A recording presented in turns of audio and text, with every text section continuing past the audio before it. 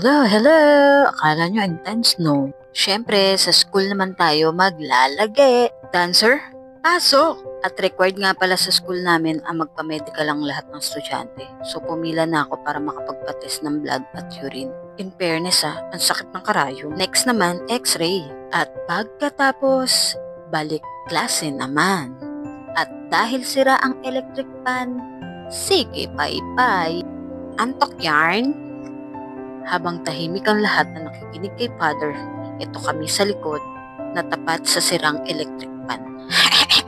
Alright class, dismiss! At dahil ngayon lang ulit kami nagkita-kita at nakumpleto, lalabas kami dahil manlilibre si Sherilyn. Sherilyn nga pala ang pinagkakaguluhan ng mga criminology. Sa tuwing nagdadrive ako, lagi akong napapaisip na ang hirap pala talaga na ikaw lang yung nagpo-provide, sa'yo lang lahat. Pero sa kabila ng lahat ng yun, natutunan kong magsikap at magsipag dahil alam ko magtatagumpay ako sa huli.